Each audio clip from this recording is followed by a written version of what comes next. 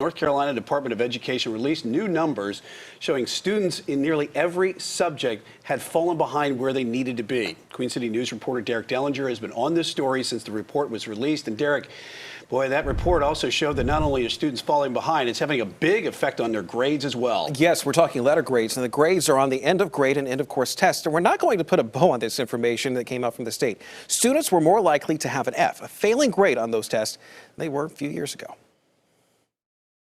This week, the North Carolina Board of Education released information based on state tests comparing 2018 to 2021 in various categories. This is one of the graphs, which focused on grades. 2018 looked good, more students in the purple or blue making A's or B's. 2021, though, saw something different, more greens and oranges, meaning students were making D's and F's. Chris Marsicano looks at public policy and statistics at Davidson College, and he knows what many may be thinking once they see this. You're going to see this graph and people will think, oh my goodness, students got dumber. That's not what happened.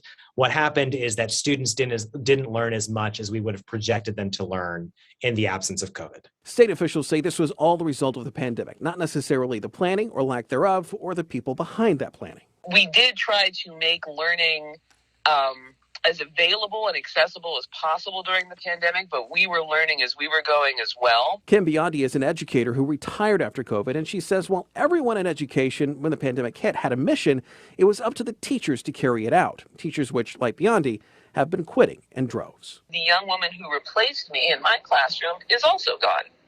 So, what does that tell you? She says the numbers out this week are what she saw in her own school. Students needing to be at a certain point, but due to the challenges of the pandemic, not being there. And while the simple answer could have been just to put kids back in class, it was not that simple at the beginning of COVID. State officials say it'll take 2 to 3 years to get students caught up back to pre-pandemic learning levels. But with a teacher shortage already present before COVID, Biondi says this will be an even bigger task in North Carolina. Do you think this is going to help things as far as trying to fill that educational void? Oh no, we're heading for a catastrophe. And we do need to reiterate here, the experts say that this is not the fault of the districts, the schools, or the teachers. There's a full acknowledgement that early on in remote learning, there's a lot of trial and error to make it work. And the bigger question right now is what happens if COVID surges or if something else comes along that forces remote learning. For now, that is something that is still being worked out. Alicia?